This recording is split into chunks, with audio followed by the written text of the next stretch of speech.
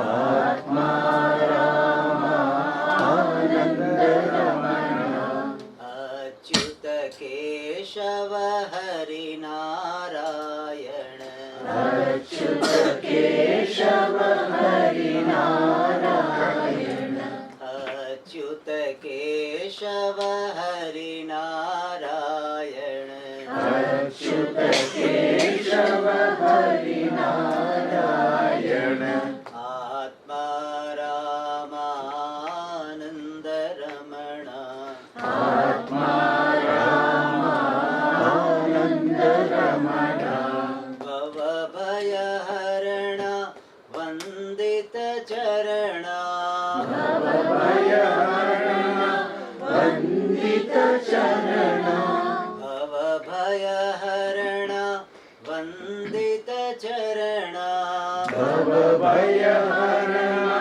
Vandita Charana Raghukula Bhushana Rajiva Lochana Raghukula Bhushana Rajiva Lochana Raghukula Bhushana Rajiva Lochana Raghukula Bhushana Rajiva Lochana Adi Narayana Ananta Shayana Adi Narayana Ananta Shayana Adi Narayana Ananta Shayana Adi Narayana Ananta Shayana Satchidananda Shri Satyanarayana Satchidananda Shri Satyanarayana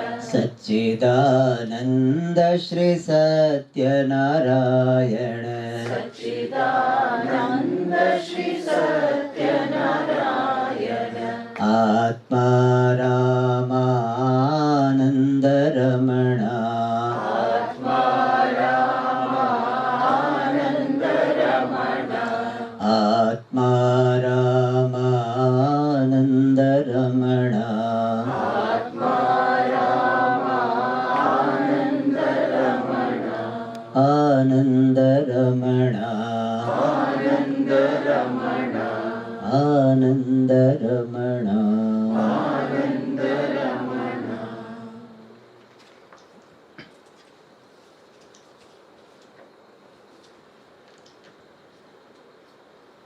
This question is regarding forgiveness. When hurt is because of identifying with the body, mind, ego, personality, wouldn't it be process of forgiveness? Wouldn't the process of forgiveness help in releasing the suppressed feelings and letting go of the hurt and the resentment? Forgiveness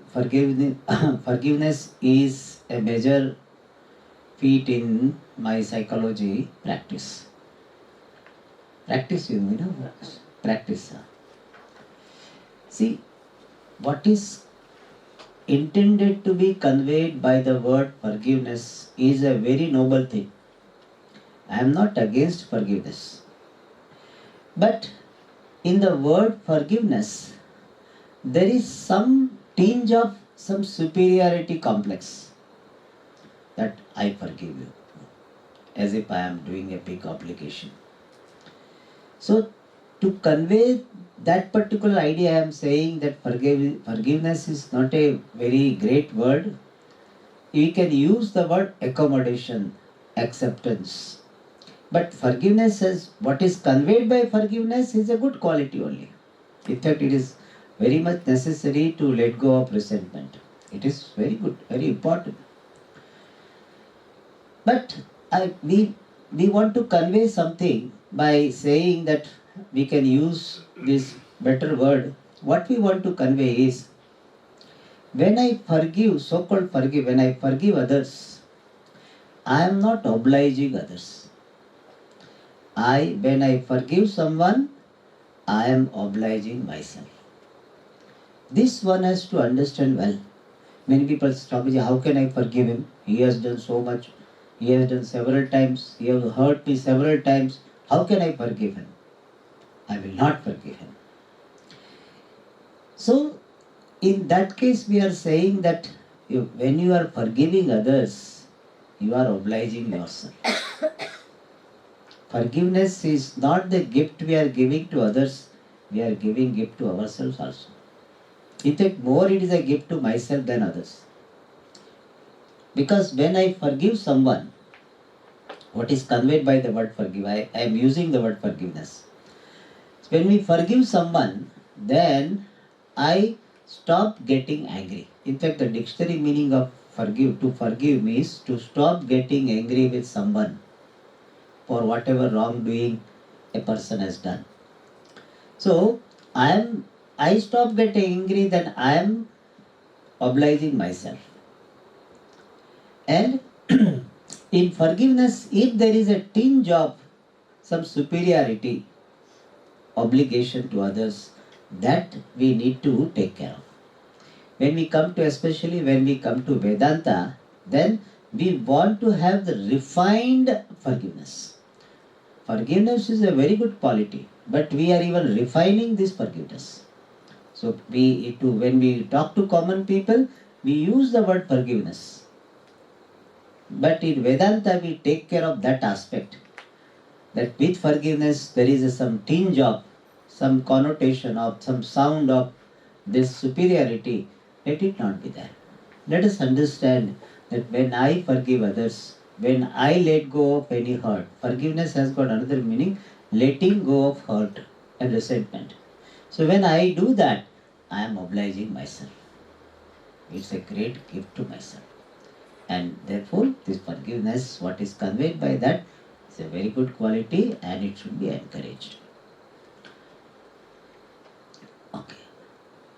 Why do sannyasi wear the orange color, ochre robes? This stands for fire. And fire stands for two things, light and burning. So, this fire, are supposed to have burning vairagya, where all ragas are supposed to have burnt. And also, it stands for knowledge. So, this color also stands for our commitment to knowledge. Our prime commitment as a sannyasi, our prime commitment is to the pursuit of knowledge. If any other things we do, it is extra. If we conduct some program, we do hospital, etc., that is extra. That is not something we are supposed to do. It is not that. If we don't do that also, there is no dereliction of duty. But if a grihastha doesn't take care of his children, doesn't contribute to the society, there is a dereliction of duty. If grihastha does not attend Vedanta classes, not a dereliction of duty. But if we don't attend, remaining in the ashram as a sannyasi, then it is a dereliction of duty. Some classes, not that what is going on, but some Vedanta study has to happen until one gets this wisdom. After wisdom, there is no rule. But until wisdom, it is the duty of every sannyasi to remain committed to knowledge. For the sake of anything else, this commitment to knowledge should not be compromised. And for commitment to knowledge, anything else can be given secondary place. Therefore, see, when I am teaching here, I get so many invitations, but I don't cancel class and all. I don't go out. I stay put. It's a commitment. Sannyasi means commitment to knowledge. That is the first thing. And that is indicated by this color. Okay. Isn't awareness also the superimposition on consciousness? See, in English there is a problem, is awareness and consciousness. Sometimes the word awareness is used in the sense of consciousness. And if you are considering consciousness to be fundamental, then this word awareness is used in the sense of mental state. The The mental state of being aware of something, that is called awareness, and that is superimposed upon consciousness. But sometimes awareness itself means consciousness. They are synonyms. So it depends how you are using the word awareness. Like you say social awareness. The social awareness, that political awareness, that awareness is superimposed upon consciousness. In fact, sometimes consciousness also is not conveying the idea of what really consciousness is. People say he is too conscious of his. He has so much consciousness of himself. So that is not the real what we mean by this consciousness. In Shastra, what is the meaning of consciousness? Let me explain. In Vedanta, if you remember in Shanti Patha, we had seen that we have two ways of negating this body mind sense complex. Two aspects of negation. One is we negate its Atma status. So we negate this body mind sense complex as anatma. That is called this Atma Anatma Viveka. And in that, what do? We employ one principle. Whatever I am aware of, I am different from that. So I am aware of this clip, I am different from the clip. Similarly, I am aware of the body, I am different from the body. I am aware of the sense organs, I am different from the sense organs. I am aware of the mind, I am different from the mind. Then who am I? I am awarer with reference to all the things I am aware of. By myself, what am I? This is my referential introduction. I am awarer, conscious with reference to what all things I am aware of, whatever I am conscious of. But by myself, who am I? I am the content of awarer, which is called awareness. I am the content of conscious, which is called consciousness. So consciousness is the content of awarer or the conscious entity. And that awareness is synonyms to consciousness. Alright. What is sankalpa? Is sankalpa and desire the same? Sometimes they are used synonymously, but in Shastra we make a difference. In some context we say sankalpa is the seed for kama, desire. Sankalpa means what? This is nice. You see some particular gadget you see and say, this is nice.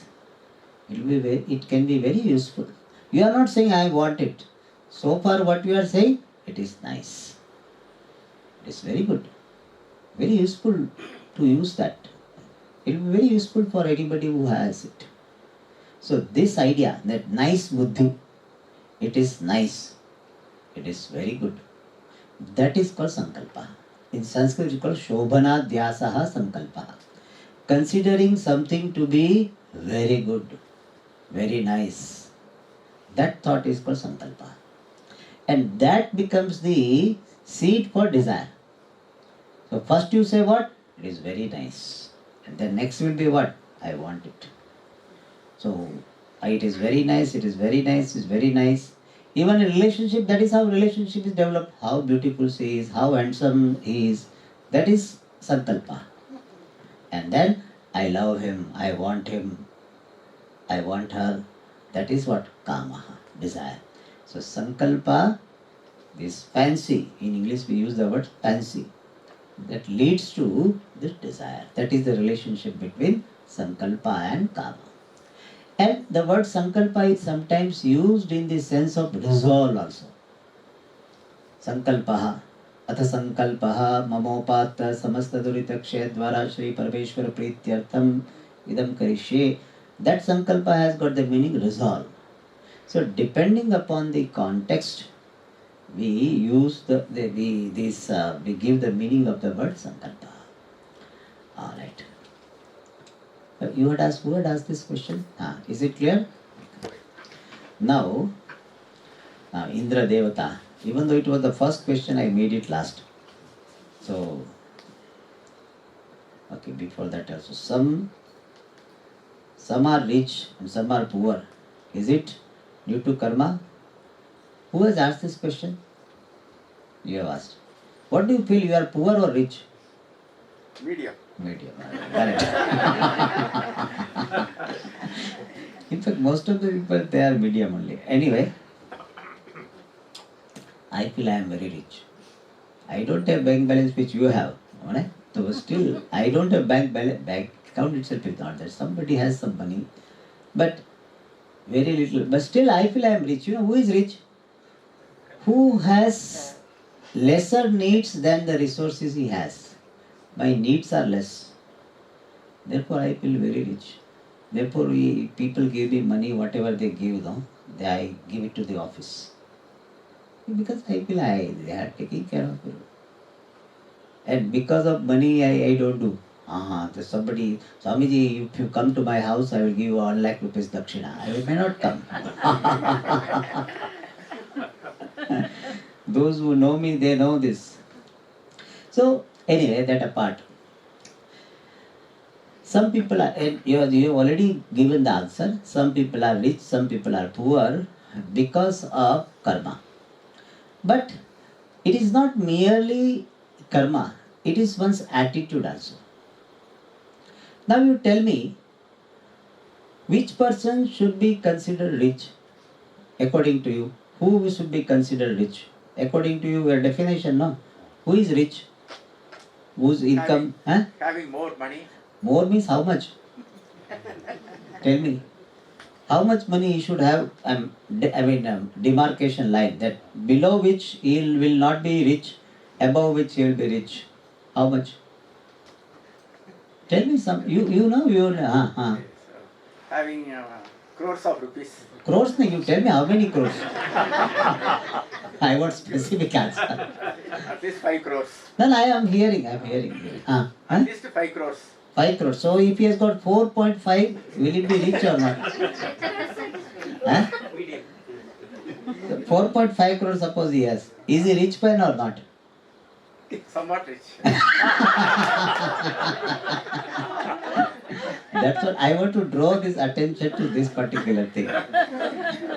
It is more of your belief. In a village, somebody has got 1 crore, he will be considered rich or not? In small village, rich. In fact, olden days, rich man was called what? Lakhpati. You know that? In Tamil also some word must be there. Lakshapati. Lakshadipati. So in Hindi also it is there, Lakshadipati. Agdipati is Laksha, Sanskrit is word. So Lakshadipati. Now Lakshadipati what? Anyone, what is called vegetable vendor also will be Lakshadipati. So it is just in your mind. So till we can say, rich man is the one who has got more resources than he needs. Or he does not have less money than he needs. That person is rich man. And another definition of rich man, according to me, is rich man is the one who is ready to share. He is a rich man. A person who has got 5 crores, but he cannot share, he is not a rich man according to me. Richness is your readiness to share.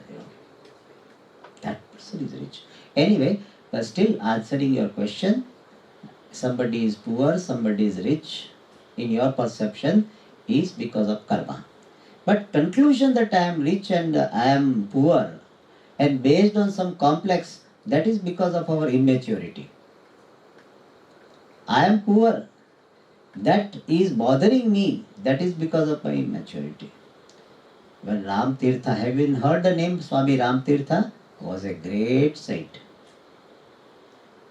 He writes somewhere, he writes, he says, today there is no oil for the lamp.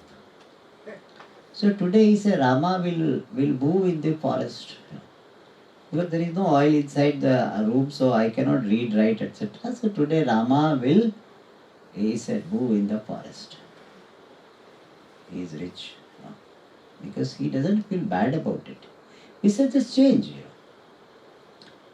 It's like today you made roti, next day you made khichdi. So roti is there, so khichdi, roti will eat. Khichdi is there. So based on I got roti, I am a poor fellow, and khichdi I get, I am rich man. That's not there. It's just a different thing.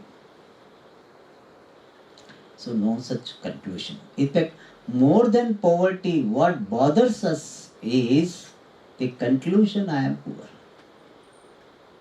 I think Puja Swami or somebody said, he said, you may not have money, but you need not feel poor. To have money is different thing, or not to have money is a different thing, but to feel poor is different. We don't have money, but I did not feel poor. Feeling poor is a feeling of wretchedness. Don't have money. That's all. Today is not the impact. Sometimes a rich man may not have money in his pocket because he came out without a purse and all. He doesn't have money, but he doesn't feel poor. Does he feel poor? Suppose he doesn't have money, he forgot his purse, and he has to buy something. Then he doesn't have money. Does he feel poor? He doesn't feel poor. So we understand one thing, that not having money and feeling poor are two different things. Vedanta doesn't make you have money. Vedanta addresses this, that you need not have money. You can have money, you need not have money, but you need not feel poor. You may have money, you may not have money, but in both the conditions, you need not feel poor. It's just a situation. Sometimes it happens that you don't have money, cash is not there. They say the cash flow is not there. They have got real estate, but cash flow is not there. He need not feel poor.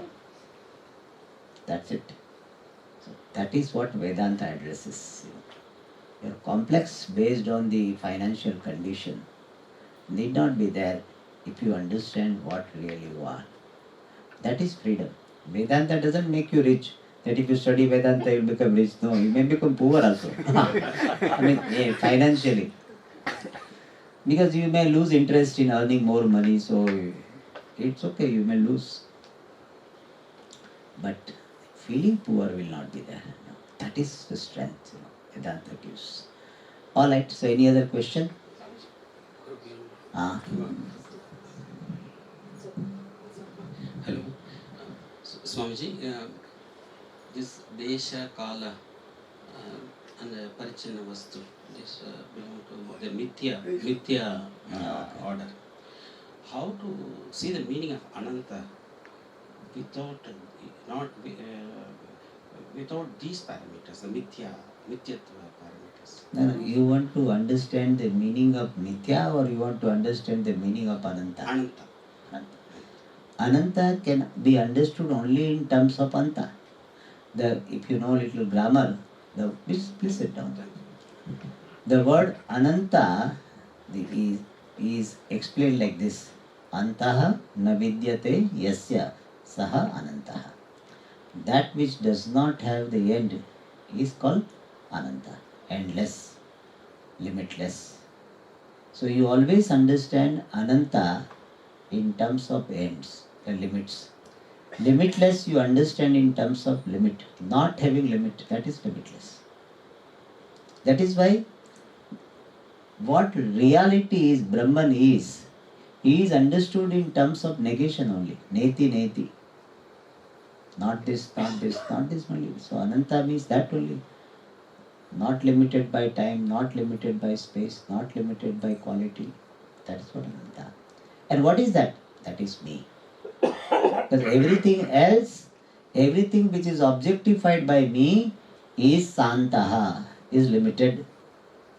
So every object is limited. Then what is limitless? That which is but not an object. And what is that? Subject, I. Therefore, the analysis of Anantam ends up in discovery of myself to be Ananta. Alright, now last questions. Anybody else?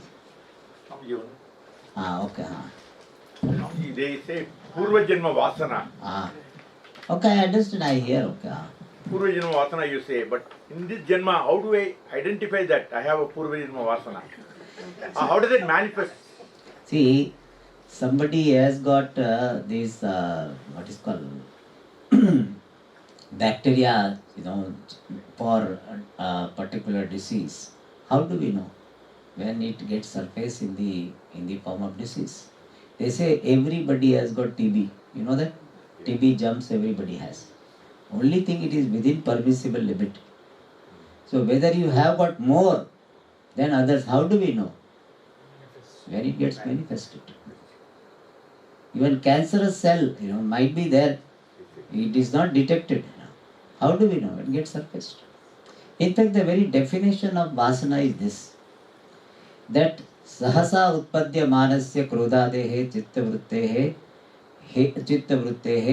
hetuhu samskara visheshaha vasana. Anyway, don't bother about Sanskrit, but I have to get connected with the subject matter I am telling.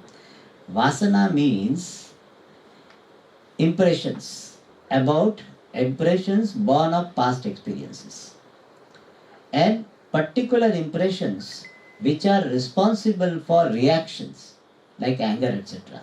That is called vasana. So vasana is a particular impression responsible for anger, etc. reaction. So you know from the result only. So based on, suppose you are getting angry every now and then, from that you know that you have got vasana for anger. You are getting so much passionate about something, means you have vasana for that thing. Some people are sapadram, The moment Saviji, I feel laddu, see a laddu, means I can't remain. Means you have got so much strong vasana for food. That's all. Phala bala kalpya means it is inferred from the strength of the result. Alright. Now, yes. How to get over these vasanas? That is the biggest obstacle in the spiritual path. How to? Get over these vasanas because it's the biggest obstacle in the spiritual path. Yeah. So you want to ask this, how to remove that vasana? Yeah. To remove this vasana, there are two types of vasanas. One is Ashubha vasana, other is Shubha vasana. So, the Ashubha, generally vasana we understand as Ashubha vasana. Ashubha means inauspicious, the distracting vasanas. That can be removed by Shubha vasana. As we have seen during, if you remember, that how do you take care of these wrong habits? By creating right habits. That's all. If you are too much fond of sweet, you eat something which is healthy and tasty. So you develop that habit. So what will happen? Your craving for sweet will be reduced. They say that when you are feeling too much, emotionally hungry, you take some hot water or some green tea, etc. you can take. So that what happens? Your craving will be reduced. Something you need. That's why they say that the smoking they are giving up. They do something which is similar to smoking, or when they are giving up tobacco, something like tobacco which is not as harmful as tobacco. They take some soap or something, dhanya dal or something. That's said in Gujarat they have. So they take it. So it will be give similar thing. So similarly here we create. Therefore we have got lot of emphasis on bhajans, kirtan, etc. So if you are engaged in bhajan, kirtan, etc., chanting, etc., then what will happen? All those activities will lose their grip over you. So best way of handling Ashubha, one way, not best way, one of the important ways of handling this Ashubha Vasana is to create Shubha Vasanas and reduce the provoking factor of Ashubha Vasanas. Like if somebody has got vasana for alcohol, then he should reduce going near bars. He should not go around that. So you avoid the provoking situations and avoid the company who are provoking that vasanas. And you be more and more in the company of people who create and promote the Shubha Vasanas. Alright, you had some question? Yeah. I didn't know who that person is. I'm Shivas. It is called apasmara. See, Dakshinamurti is the Devata for knowledge. And in pursuit of knowledge, one thing is apasmara, means some obstacles, vismaranam. So, Dakshinamurti is keeping that particular this called Rakshasa like under control, symbolizing that in your pursuit of knowledge you have to take care of the obstacles. You cannot ignore them, but you need not have hatred towards them, but you have to take care of them. You keep them under control. That is the idea. Alright, one more question is there, so I will go to that. That is Indra. Indra related question is there. Why is Indra? Who has asked this? Nikita, you have asked. Indra, Devata revered so much in spite of having insecurity about his position and his what is His called? power Power over heaven. Okay. Most mythology stories suggest him to be very jealous, suggest him to have jealousy, insecurity, and pride. Yes. See, one thing is that in Vedic literature, the Indra is presented as the Bala Adhishthatru Devata. It is the Devata who is presiding over this strength, presiding over rain, etc. So that aspect is highlighted there in Indra, in the Vedas. And in Purana, his weakness aspect is highlighted. It is something like some minister, highly efficient, highly honest, but can he have some personal issues or not? He may have some anger or he may have some jealousy, but he is honest, he is efficient. Possible or not? So, some person, he writes his biography, he will write what? He is very efficient, he is very honest, he did so much good for the country. And one person is like a yellow journalist, yellow journalist. So yellow journalism, he does that. And he writes all these stories. And we may wonder that are they of the same person? Possible, it is possible or not of the same person? That's why I had the question. Yes, that is the case. So in Vedas, what is highlighted is power. And in Purana, they want to highlight certain thing that it is in Purana when it is said now that he has insecurity, jealousy, etc. By that, Puranas want to highlight one thing, very important thing, that no amount of power or no position is guarantee for your inner security. No amount of power can make you free from sense of insecurity. Na vitte na tarpaniyo manushyaha. So by any amount of wealth you will not be satisfied. Any amount of power will not make you completely free from security. That message is to be given by stories. That is the style of Purana. And therefore it is given. But at the same time, however that person is, but if you want some work to be done in his ministry, you have to go and offer your respect or not. You have to write, dear sir, or something you have to write. However, he may have some issues.